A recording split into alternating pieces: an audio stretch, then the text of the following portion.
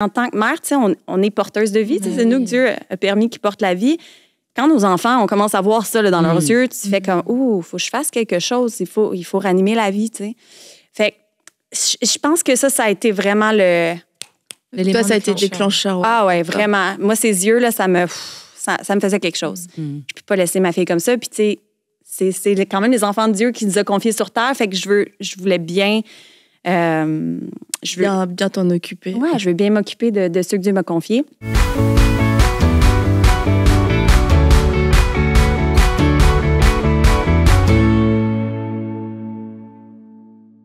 Bonjour à toutes, heureuse de vous retrouver pour ce nouvel épisode d'À table avec Annabelle. Et alors qu'on parle de réussite, eh bien on va parler aussi, d'éducation. On est encore un peu dans la saison de la rentrée.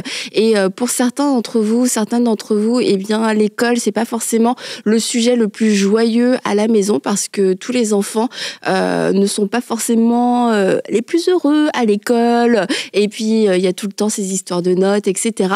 Donc, en tant que maman, eh bien, on peut réussir à être une bonne maman dans l'éducation et à bien accompagner nos enfants à l'école. Et puis aussi, les aider à rentrer dans cette réussite scolaire. Alors, on sait que tous les enfants n'auront pas la même réussite scolaire selon les notes. Et justement, ça va être aussi notre rôle en tant que parents de les aider à réussir quoi qu'il arrive et que ce soit pas juste un chiffre qui détermine si nos enfants ont réussi ou n'ont pas réussi. Et il y a aussi d'autres alternatives à l'école plus traditionnelle, il y a l'école maison. Et aujourd'hui, eh bien, nous recevons une maman qui a fait le choix, malgré elle, vous allez comprendre pourquoi, de faire l'école maison et de pouvoir donner une alternative à ses enfants, de pouvoir réussir d'une façon différente de la plupart des autres enfants. Alors aujourd'hui, avec vous les filles, et puis avec toi Christelle qui va nous raconter un petit peu ton histoire, ton témoignage, eh bien nous allons nous poser les bonnes questions aussi concernant l'école maison,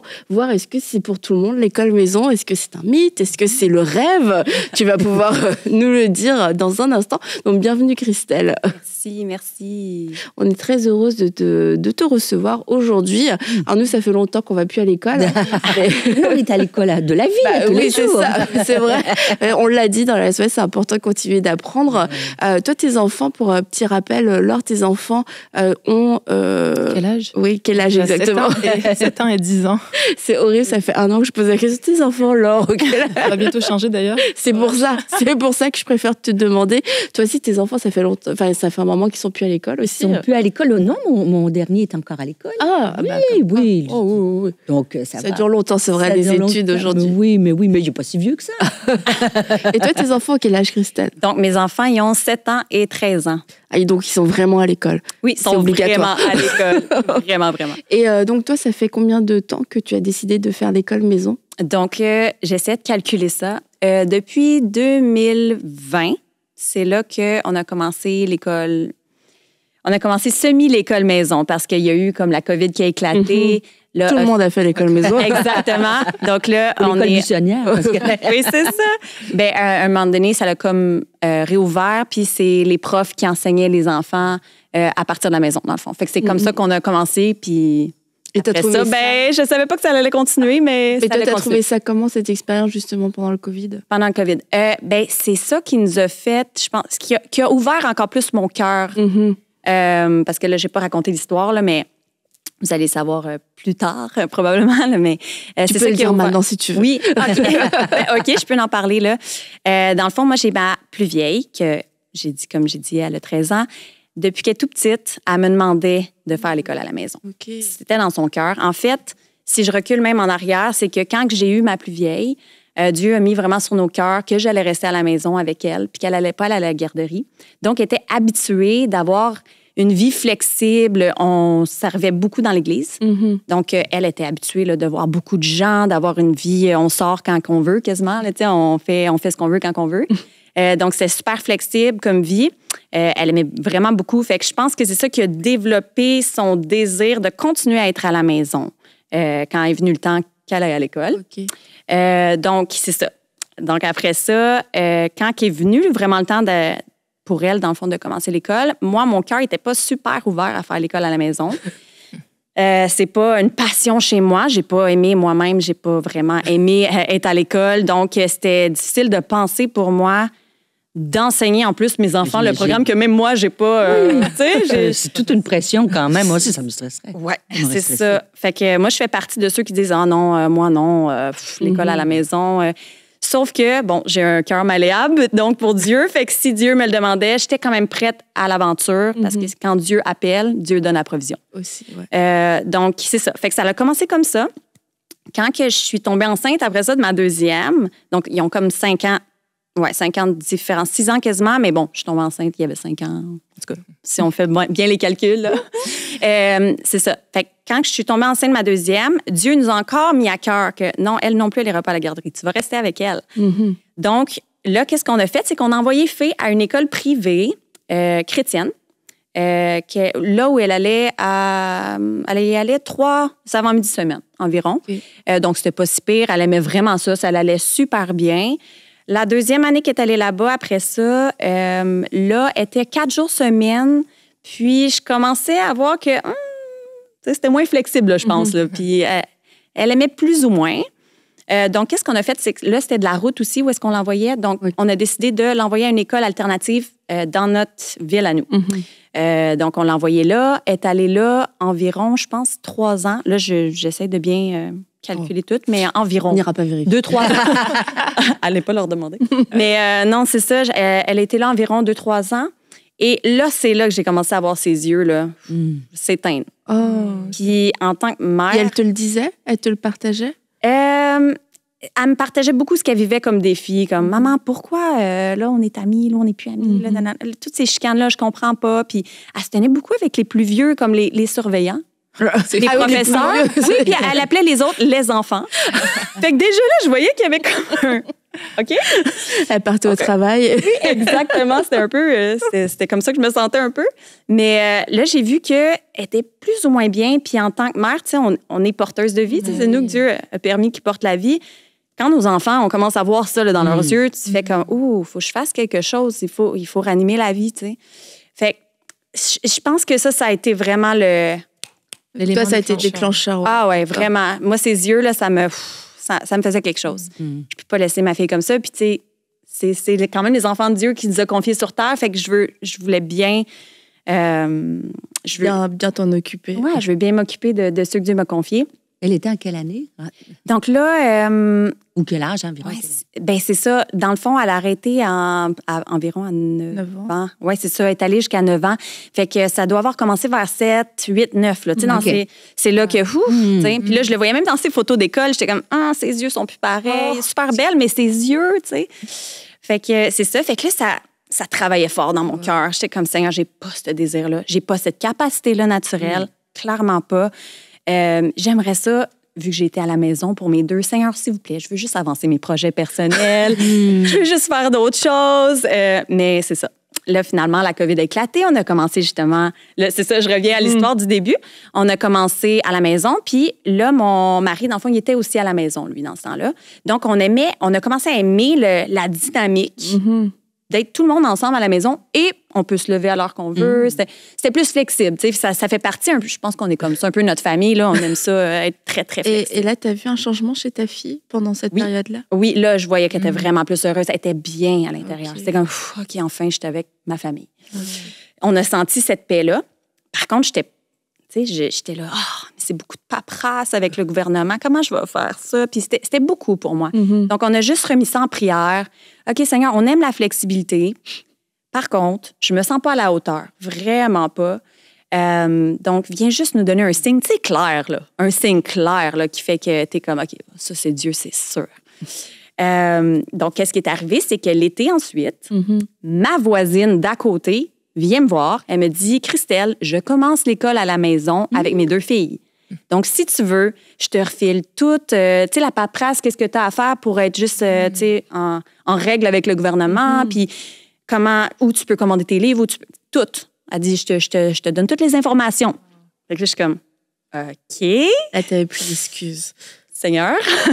C'était comme une réponse. Ouais. C'était vraiment clair que Dieu me disait, oui, tu sais, c'était juste il nous donne le choix. Mais c'était juste comment je peux le dire? Sécurise. Peut-être te réconforter ou te... Ben juste un bon Dieu qui est comme, qui ouvre la porte, qui est comme, je suis là pour toi. Si tu veux, je t'accompagne. Si tu veux. Mais c'est ça. Mais quand Dieu m'a ouvert la porte comme ça, c'était vraiment un signe qu'il était avec moi puis qu'il allait me donner la provision pour le faire. Donc, c'est là qu'on a commencé l'aventure. Fait que c'est comme ça que ça a commencé pour nous. OK. Ouais. Est-ce que toi, tu as déjà pensé à faire l'école maison à tes enfants? Dis-nous. Non, pas du tout. Ben, c'est bien. Je veux dire, c'est bien comme ça, on a des avis. Il faut dire que dans l'environnement où j'étais, tu sais, quand tu côtoies pas des gens qui font l'école maison, puis moi, j'avais comme et à tort, vraiment, je le dis, j'avais comme l'impression, de pas être à la hauteur, de peur que c'est moins bon, et vraiment, je dis à tort parce qu'après, j'ai connu des gens, et je dis pas pour valoriser, je dis vraiment vrai, qui ont fait l'école maison et que leurs enfants ont hyper bien réussi, sinon mieux que dans l'école traditionnelle.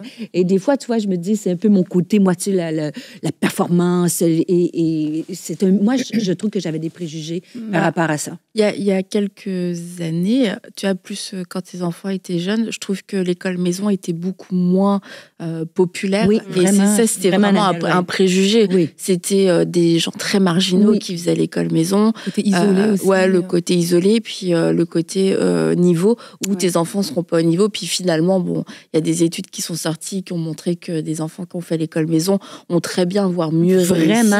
Mais je trouve que c'est quand même dans les dernières années où ça s'est un petit peu... Il y a une meilleure réputation de l'école maison. Mais c'est pour ça aussi que c'est bien qu'on en parle parce que je trouve que comme à chaque fois, pour tout, eh bien, on tombe dans des extrêmes. Et quand on passe de l'école maison où c'est n'importe quoi, c'est l'anarchie, et que c'est que les gens bizarres qui font l'école maison, que là, aujourd'hui, maintenant, l'école maison est tellement aussi à la mode qu'on peut se dire, ça va être trop bien de faire l'école maison, mais il y a tout un quotidien, il y a toute une réalité aussi à vivre dans l'école maison. Nous, on l'a fait avec Eden pendant 3 ou 4 ans. Je peux vous dire que le quotidien, il est là. Parce que la matière, il y a plein de matières. Ça fait 2-3 ans que c'est fini, mais je regarde un souvenir très... Elle a commencé au secondaire, l'école maison? Elle a fait sa première année de secondaire, donc comme de collège, à l'école. Et puis après, c'est elle qui a dit, c'est Eden qui a dit, je pense que je devrais faire l'école maison parce qu'elle a senti que elle était un peu trop influençable dans cette saison-là.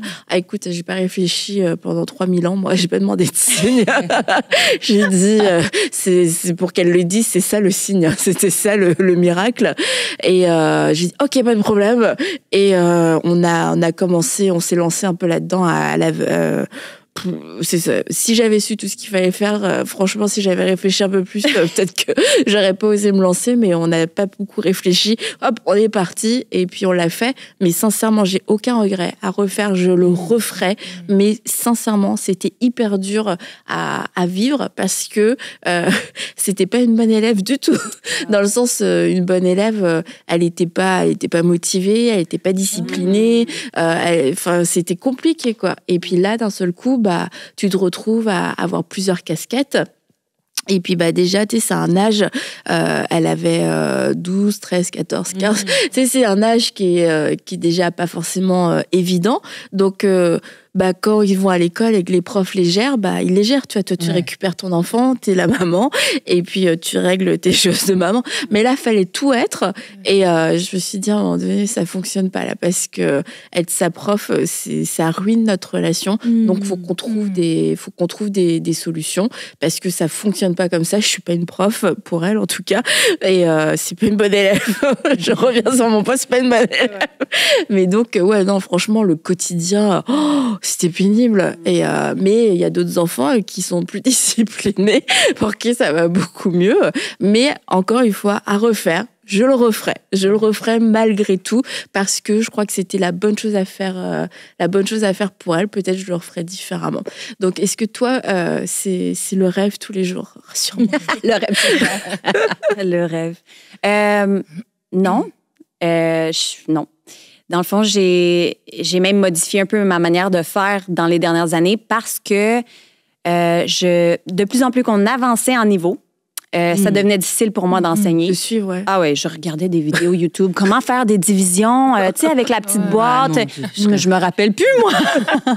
Fait que là, je regardais des vidéos. Puis après ça, je passais des heures à lui expliquer des choses que finalement, après, elle avait 0. Fait que j'étais comme, oh non. Là, je viens de perdre ma journée. Tu sais, c'est toi qui as 0, du coup. Ouais, là, tu fais comme, mais voyons, mais ça, j'ai bien expliqué, c'est quoi? Donc, qu'est-ce qu'on a fait? Parce que là, je pleurais vraiment beaucoup. Encore là, j'ai parlé à Dieu.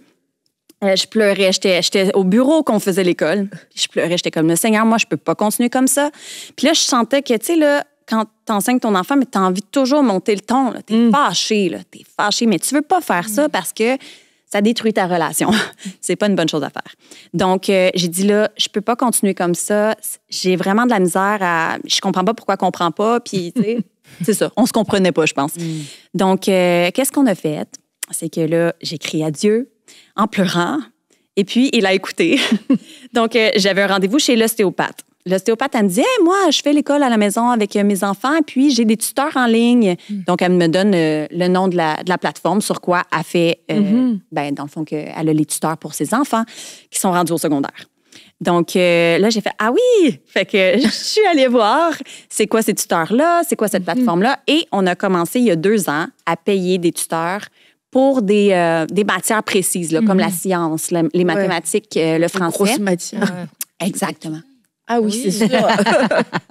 Donc, on a commencé à payer des tuteurs et ça l'a beaucoup allégé ma tâche. Donc, on reste quand même, en tant que parents, les professeurs officiels, c'est nous qui sommes responsables de nos enfants. Par contre, les tuteurs, c'est ça, c'est un gros plus. Moi, je paye vraiment une plateforme qui est très, très complète, là. Ils enseignent vraiment des cours complets puis ils expliquent au complet. Si elle a des questions, elle leur pose les questions. Tu le fais aussi pour ta petite ou seulement pour la grande, là? Juste pour la grande, parce que, dans le fond, ma petite, elle a commencé la première année du primaire l'année passée. Et comment tu t'organises, toi, dans ta journée? De niveau. Oui, c'est ça, exactement. C'est complexe, moi, j'ai quand même la vie facile parce qu'ils ont 6 ans de différence. Donc, j'ai ma plus vieille qui est rendue beaucoup plus responsable, qui est capable de lire elle-même ses cahiers, d'avancer. Donc, l'avant-midi, souvent, qu'est-ce que je fais? C'est que je m'occupe vraiment de ma plus jeune. Après ça, ma plus vieille, pendant ce temps-là, elle avance ses cahiers ou elle avance avec sa plateforme en ligne parce que c'est en direct, là, avec vraiment une classe, d'autres élèves. Est-ce que c'est tous les jours? Donc, c'est l'école en ligne? C'est comme une école en ligne, oui, exactement. C'est très complet. Et c'est tous les matins? Pas tous les matins. Elle a des journées précises, c'est ça. Des fois, c'est 2 jours semaine, 3 jours semaine, tout dépendant du nombre de cours que tu vas prendre avec la plateforme. C'est très flexible, là. Tu peux choisir un cours, 2 cours, toutes. Donc, c'est ça. Donc, moi, j'avance avec ma plus jeune. Ensuite, l'après-midi, souvent, qu'est-ce que je vais faire? C'est que je vais finir qu'est-ce que j'ai fait avec ma plus jeune. Mais pendant l'avant-midi, ma plus vieille, elle a continué. Elle a fait toutes ces choses. Puis ensuite, l'après-midi, c'est là que je vais faire un petit peu de correction, de la révision avec ma plus vieille, voir qu'est-ce que tu as besoin, dans quoi tu as besoin d'aide. Là, je vais l'aider. Donc, c'est ça, j'ai la vie un petit peu plus simple que quelqu'un qui a plein d'enfants collés. Là. Fait que Et est-ce que tu fais des activités avec elle? C'est ça, je me mets le côté social. Oui. Oui, le côté social. Nous, on est des gens très impliqués à l'Église. Donc, le social, il y en a toujours, même dans la semaine. Puis, il y a des gens de tous les âges. Donc, ils apprennent à socialiser vraiment avec plein de gens. Et puis, en plus de cela, on a nos voisins, que les deux, un à côté de l'autre, ils faisaient l'école à la maison. Là, maintenant, ça a changé parce qu'il y en a qui ont vécu des rêves, sont partis avec leur autobus, puis qui ont changé en maison. Mais avant ça, on avait toujours une communauté autour de nous, même à la maison. Même les amis dînaient ensemble. Ils peuvent se faire une récré même. Là. Exact. C'est ça qu'ils faisaient. Ils jouaient dehors, ils venaient à la maison. Oui, c'est ça. Donc, on n'a jamais manqué de social. On voit beaucoup de gens durant la semaine. Puis, il y a beaucoup de communautés de gens qui font l'école à la maison maintenant. Dans notre région, il y en a beaucoup. Ils font beaucoup de sorties. Ils vont faire des musées, ils vont aller au parc. Comme là, on a un pique-nique de la non-rentrée qu'on appelle ça. Des trucs comme ça. Donc, t'apprends. Si tu veux, tu peux socialiser avec beaucoup, beaucoup, beaucoup de gens. C'est ça, c'est si tu veux le faire. Si tu veux. Il y a des moyens alternatifs. Et puis, comme tu dis, il y a des groupes.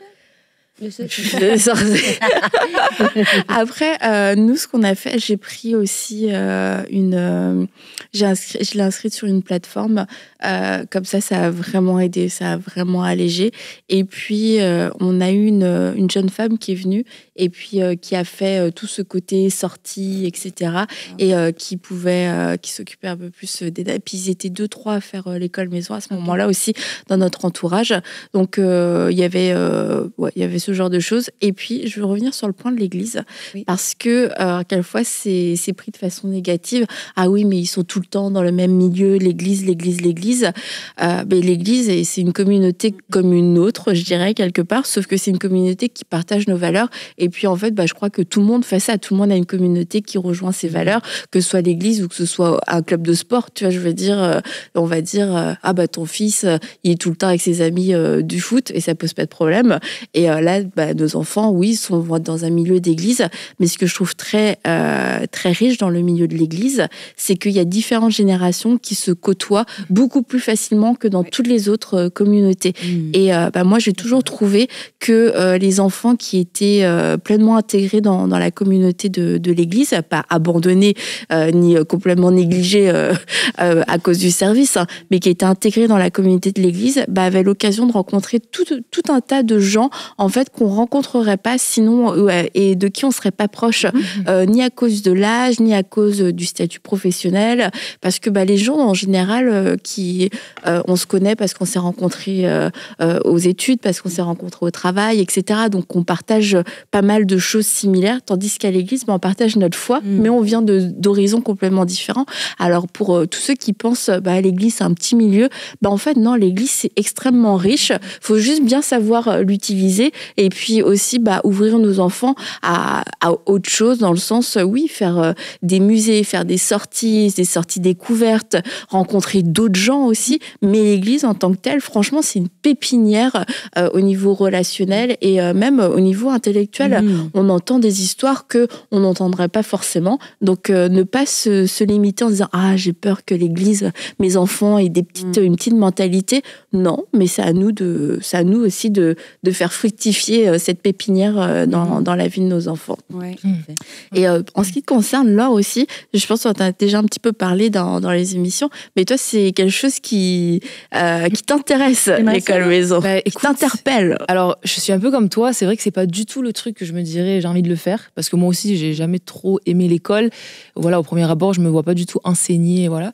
Mais c'est vrai que c'est quand même une question que je me pose, surtout pour le secondaire, parce que voilà, avec tout ce qu'il y a, on veut tellement éduquer et faire donner le mieux pour nos enfants que forcément, moi, c'est une question qui m'a traversé l'esprit. Et surtout pour mon fils, c'est vrai qu'il, dans son tempérament, il a 7 ans, mais qui est très, au jour d'aujourd'hui, qui peut se laisser un peu influencer, qui a du mal aussi avec la structure. C'est vrai que c'est pour lui l'école, la structure, le cadre, ça le rejoint pas toujours parce que c'est un enfant qui aime beaucoup bouger. Donc même si nous avons besoin de la structure, évidemment, mais sur une journée, des fois, ça correspond peut-être pas à 100% à son besoin non plus. Donc voilà, donc c'est vrai que c'est quelque chose qui est en prière. Je veux pas le faire parce que en me disant c'est la solution. En pensant qu'on va les protéger, mais dans la crainte ou parce que des fois tu vois les motifs sont un peu. Je veux pas le faire dans la crainte non plus, en me disant on va les couper du monde parce que le monde c'est pas beau parce que tu vois. En fait je me dis. Je réalise qu'il y a vraiment un pas de foi des deux côtés. Ouais. Parce que si tu l'as pas à cœur, que tu n'as pas cette paix-là, tu dis, écoute, Seigneur, moi, je le sens pas. Ça pourrait créer plus de frustration qu'autre chose. Je sens pas la grâce, mais je te les confie. Ce sont tes enfants. Donc, tu vas les protéger, tu vas les préserver, tu prends soin d'eux. Donc, ça, c'est un pas de foi. Mais dans l'autre sens aussi, c'est un pas de foi. Parce que d'un côté, c'est moi qui vais devoir gérer. Donc, Seigneur, ça veut dire que tu donnes les capacités. Et je me dis aussi financièrement, parce que quelque part, tu es à la maison. Absolument. Donc, ça fait aussi peut-être un salaire en moins. Je travaille pas, mais si Dieu, tu me l'as mis à cœur, c'est que tu vas aussi pourvoir. Donc je me dis finalement, dans les deux cas, c'est un pas de foi, mais voilà, faut voir qu'est-ce que Dieu a le mieux pour notre famille, quoi. Mais c'est bon de savoir qu'il y a des ressources comme ça. Exact. Et ça m'aide. Oui. Alors franchement, parce que je me dis, moi je pensais qu'on était livrés à nous-mêmes, là, puis qu'il fallait tout étudier, mais c'est bien. Mais c'est un des trucs qui me motive encore plus. Ouais. D'ailleurs, je voulais prendre le temps avec Christelle parce que je te connais. Non, mais c'est vrai que de savoir qu'on peut être accompagné avec des tuteurs et tout ça, c'est vrai que ça relève aussi une pression parce qu'effectivement, moi je me dis, mais il y a un niveau à un moment donné où t'es un peu dépassé, quoi. Tu vois, le collège, le secondaire. Tout ce que t'as appris à l'école, surtout au niveau collège, que tu parlais là aussi même en mathématiques, les sciences. Franchement, c'est du charabia le truc. Toi-même, tu retournes à l'école, c'est horrible. Et c'est ça. On veut pas non plus créer comme une version de rêve idéalisée par rapport à l'école maison. Il y a des défis, mais il y a aussi des avantages dans l'école maison. Et ces avantages, il y en a un dont tu as parlé, c'était la flexibilité. Ah oui. Et ça, c'est quelque chose qui est quand même agréable. Quand on a un style de vie, quelquefois, qui demande de la flexibilité. C'est pas de la désorganisation, c'est que on a un style de vie où on a des occupations ou des sollicitations qui nous demandent d'être flexibles et de pouvoir inclure du coup la famille et les enfants là-dedans. Oui, nous, c'était vraiment important pour nous. En fait, on veut aussi, ça s'est pas encore fait vraiment beaucoup, mais on veut beaucoup voyager aussi. Mm-hmm. C'est vraiment dans nos cœurs. Fait qu'on s'est dit, en même temps, ça nous positionne pour être très flexible pour voyager. Donc, ça, c'est un gros plus avec l'école à la maison. Puis, justement, servir, faire du bénévolat. Souvent, c'est dans... Mm-hmm. Ça peut être dans le jour, mais pour ma part, en tout cas, moi, c'est dans le jour. Fait qu'on aime vraiment ça. On est flexible pour tout ce que la vie nous envoie. Comme des fois, l'autre fois, j'ai eu un appel de quelqu'un qui était comme « Hey, j'étais à l'hôpital, j'aurais besoin d'aide. J'ai besoin de quelqu'un qui vient me chercher. » Tout de suite, elle m'appelle. Elle sait que je suis flexible. Disponible. Elle sait que je suis disponible. Je suis comme « Ben oui, je laisse tout de côté. Je peux aller... aider cette dame-là. Et tu me disais aussi que même, tu pouvais même, quand elle allait à l'église, t'amenais tes filles qui pouvaient aussi travailler de là-bas aussi. Oui, exactement. Donc, c'est ça. À ce niveau-là aussi, c'est génial. Ouais. Oui. Ah non, mes filles, ils aimaient ça. Puis, moi, pour ma part, c'était beaucoup impliqué dans le chant. Fait qu'ils aimaient ça. Ils venaient sur l'estrade. Ils viennent essayer les micros. Ils aiment ça. Ça les valorise. Ils sont toutes contentes. Ils font comme maman. Ils aiment ça. Fait que c'est ça. On aime bien ce côté-là. J'ai une question qui me trop dans la... Et je veux juste avoir votre opinion là-dessus, parce que c'est vrai que ça les protège, de les garder à la maison. Je trouve que c'est bon, ça développe des racines, des liens qui sont forts. Ça, c'est génial. Mais à un moment donné, la vie arrive. Tu vois? Est-ce que c'est... Puis, est-ce que c'est trop les protéger? Parce qu'un jour, ils vont être exposés à faire les bons choix, à marcher selon leurs valeurs, à prendre position pour Dieu. Et je ne sais pas si le fait, même la flexibilité, la vie est faite de discipline. Et alors, je lance la question parce que moi, je sais que mes enfants, quand ils étaient à l'école, c'est sûr qu'au niveau collégial ou secondaire ici, c'est vrai que c'est des choix, ils ont peut être des mauvaises influences. Fait que si c'était à refaire, des fois, je me dis, my God, peut-être que je les aurais... Mais d'un autre côté, à travers ça aussi, ils se développent, puis il faut qu'ils apprennent à être forts dans leur foi, à choisir, à marcher selon leurs valeurs. Je ne sais pas vos opinions, les filles, vous. Qu'est-ce que vous pensez? De les protéger ou... Moi, je me dis que de toute façon... on les bâtit à la maison, on les enseigne, tu vois, selon la voie qu'ils doivent suivre, on va leur inculquer les valeurs, voilà. Et je me dis, quelque part, même si on les bâtit, on va dire, au niveau du secondaire, ils sont à la maison, je trouve que c'est un âge quand même où, même si tu les bâtis, t'es quand même en recherche, quelque part, t'es dans ton identité, t'es quand même un peu plus fragile, tu vois, d'une certaine façon, dans ton identité, dans qui tu es et tout. Donc, je me dis, c'est ça aussi qui me fait poser des questions, c'est que t'es plus, je me dis, facilement influençable. C'est vrai, le collège, c'est jamais facile, même avant les réseaux sociaux, même avant tout ça, c'est quand même une période dure. Donc, même si nous, notre rôle, de toute façon, à la base, c'est les enseigner, donner tout ce qu'on a, ça reste quand même, t'es un peu seul, tu vois, on va dire, au collège face aux jeunes. Alors qu'à un moment donné, quand ils vont sortir de imaginons, tu fais toute l'école jusqu'à la fin du secondaire, ils arrivent vers 18 ans. Ben, tu vois, mine de rien, il y a quand même une affirmation qui est un petit peu plus là, tu sais, dans leur identité, dans ce qu'ils ont appris. Ils ont vécu des choses à l'église, tu sais, au groupe de jeunes. Et alors, c'est sûr qu'on n'est pas parfait, puis qu'après, voilà, on apprend tous à un moment donné, de toute façon. Mais je me dis, est-ce qu'ils sont pas un peu plus aussi solides à ce moment-là quand ils vont avoir affaire au monde? Et en plus, c'est plus l'école, en fait. Après, tu rentres quand même aussi dans une voie plus spécifique, tu vois. Il y en a qui vont peut-être commencer à rentrer peut-être à l'école biblique, bon, on va dire ça. Après, ça va être des études. Non, mais c'est vrai qu'ils vont être dans des études plus spécifiques. Donc aussi, je trouve qu'on restreint aussi, je sais pas, le temps avec, je sais pas comment dire. Mais au niveau... Dans leur prise de décision, ils vont être plus solides, peut-être? Plus matures? Ils vont être plus matures, ouais, voilà. Moi, je pense. Okay. Je pense que ça dépend de, comme tu disais alors, avec quel esprit on le fait. En fait, si on le fait dans la peur, on va protéger les enfants. C'est un peu comme quand tu mets... l'exemple est... Mais tu sais, quand tu mets constamment des faux ongles, en fait, ton ongle après dessous, ton vrai ongle, il devient faible et il a aucune force. Et quand tu veux surprotéger tes enfants, en fait, tu les couvres et puis ils deviennent mous. En fait, ils ont pas de force. Tu décides pour eux. C'est toi qui prends toutes les décisions. Ils exercent pas leur sens critique, du discernement, du jugement, ni pour se défendre. Mais si t'es pas dans cet esprit-là, mais dans un esprit de foi pour les bâtir, en fait, je pense que ça permet aux enfants de pouvoir se bâtir dans un environnement qui va être favorable.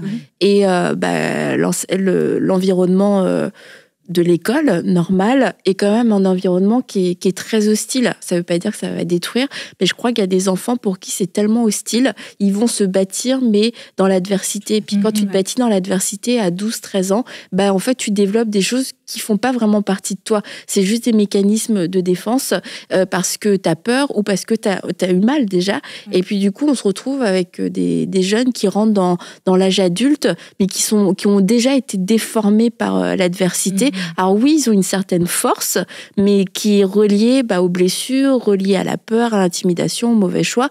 Et puis il y a ces enfants aussi qui ont pu être bâtis d'une façon peut-être un peu différente, alternative, et ils ont pu se fortifier. Du coup, ils arrivent face à certains choix, et ça fait pas, c'est pas une solution miracle, mais c'est comme ils ont été moins peut-être altérés par l'adversité, et du coup, il y a des choses qui sont plus claires, et il y a des questions qu'on ne se pose pas, et du coup, ça leur donne une force de pouvoir faire face à certains défis ou même à certains choix qui sera positive, et ce sera pas du tout un manque parce que les parents n'auront pas été dans la peur et leur auront laissé la possibilité d'échouer, de discerner et de choisir.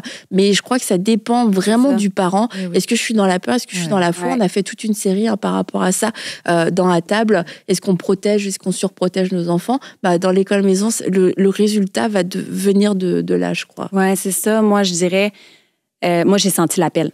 C'est ça. Mais c'était pas un désir, tu sais. Fait que je dirais, tu y vas avec comment tu le sens de Dieu. Est-ce que Dieu te lance l'appel ou pas, tu sais? Est-ce que c'est pour cet enfant-là ou pas? Parce qu'ils ont toutes des destinées différentes. Fait que pour tes enfants, c'était ça. Pour les miens, c'est ça. Moi, pour ma part, quand j'allais à l'école, à partir de secondaire 3, j'ai arrêté. J'étais plus capable de cette pression-là. C'est ça. Au secondaire, là, il y a beaucoup, beaucoup de pression. Justement, tu étais à la recherche de ton identité. Pour moi, c'était trop. Fait qu'en secondaire 3, j'ai arrêté. Mes parents ont fait OK, mais il n'y avait pas beaucoup de ressources dans ce temps-là. Mais j'ai arrêté, puis ils m'ont commandé des livres juste pour que je puisse continuer à la maison. Après ça, j'étais allée aux adultes qu'on a au Québec pour terminer. Mais c'est ça, je pense que c'est vraiment différent pour chaque enfant. Moi, j'ai su l'exprimer en secondaire 3. J'ai fait OK, là, je peux plus. La pression est trop forte. Mais si ton enfant est fait pour ça, puis tu sais, il est construit, puis... Mais ça, c'est bien de savoir comment nos enfants ils sont disposés. Oui, c'est ça. Mais moi, je suis vraiment pas une experte, mais j'ai vu des amis à moi, quand ils ont fait l'école maison, il y avait plus de temps à lire, parce que souvent, à l'école traditionnelle, il y a aussi une perte de temps, de toutes sortes de trucs.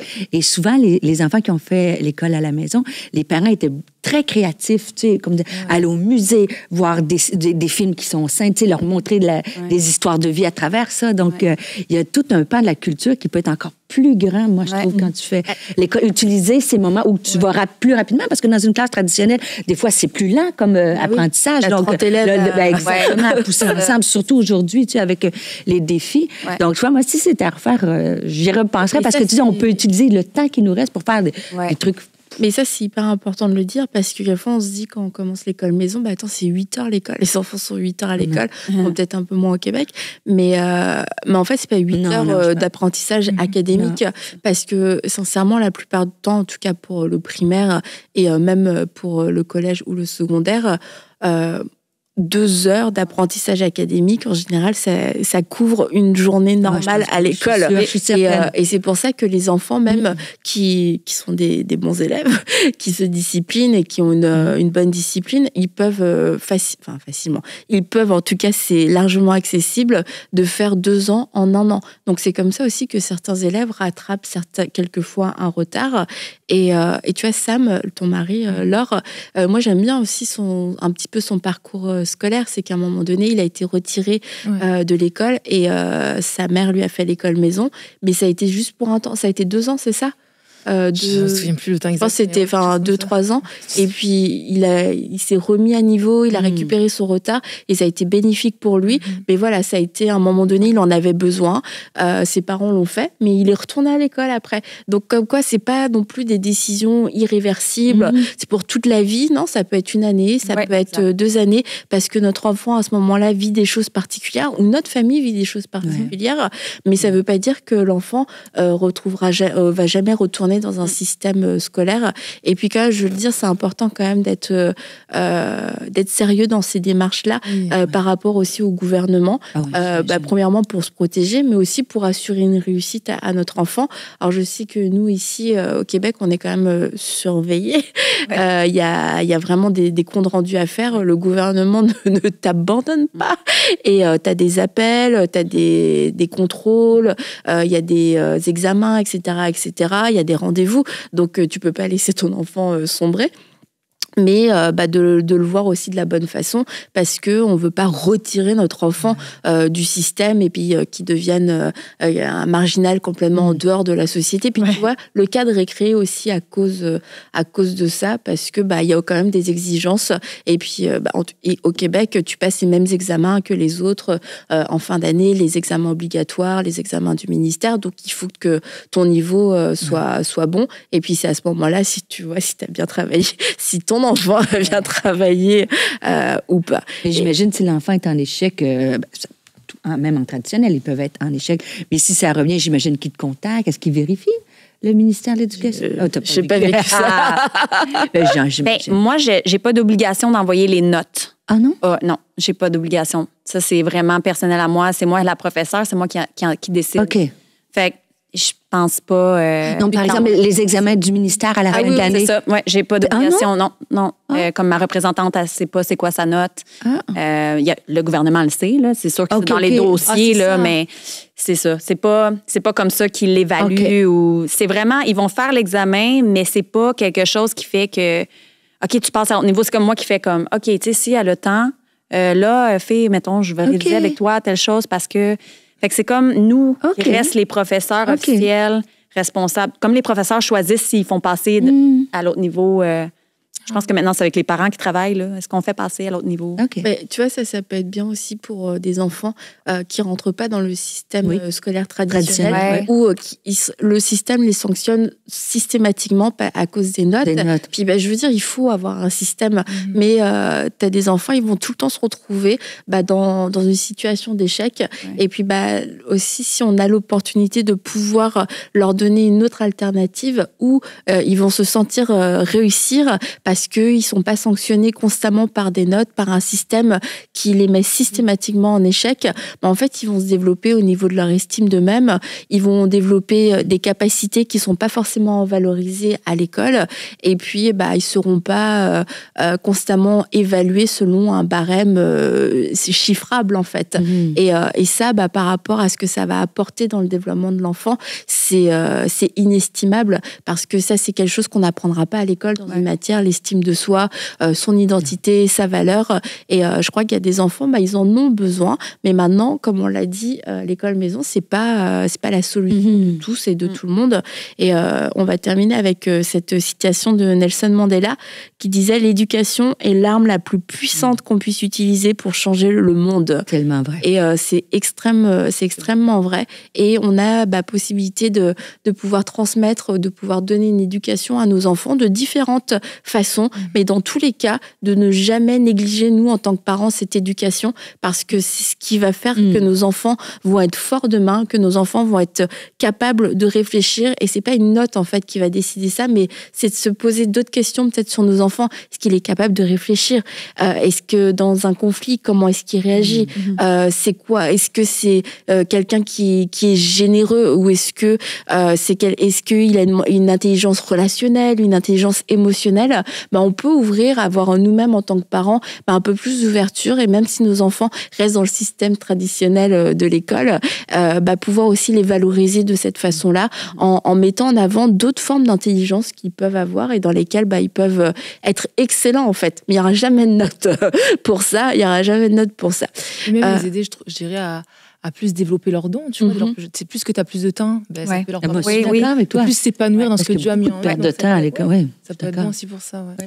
Donc, on termine en disant que... Vraiment, je veux le redire. Il n'y a aucune condamnation par rapport au système scolaire traditionnel. Moi-même, j'ai été à l'école, j'ai fait tout, j'étais une bonne élève. Moi, j'ai bien aimé l'école. Moi aussi, j'ai bien aimé l'école traditionnelle. Et j'ai trouvé que l'école traditionnelle, même le primaire, moi, j'ai beaucoup aimé que Eden aille au primaire à l'école. Mais maintenant, voilà, il y a des besoins différents selon les enfants, selon les familles, mais aussi en tant que parent, en tant que maman, savoir se connaître. Puis en tant que maman chrétienne, savoir que c'est une décision qui n'est pas à prendre à la légère. Et puis, Christelle, tu nous l'as dit, toi, c'est vraiment parce que tu as senti que c'était là que le Seigneur te conduisait. Et je crois que ça, c'est vraiment important dans ce genre de décision parce qu'il y a énormément de répercussions. Et comme on l'a dit, c'est une décision qu'on doit vivre tous les jours. Donc, de pas le faire sur un coup de tête ou parce qu'on a vu un article passer ou parce qu'on a peur de l'école. Non, il n'y a rien qui doit être fait par peur. Tout ce qu'on fait, comme Laure l'a dit, c'est un pas de foi.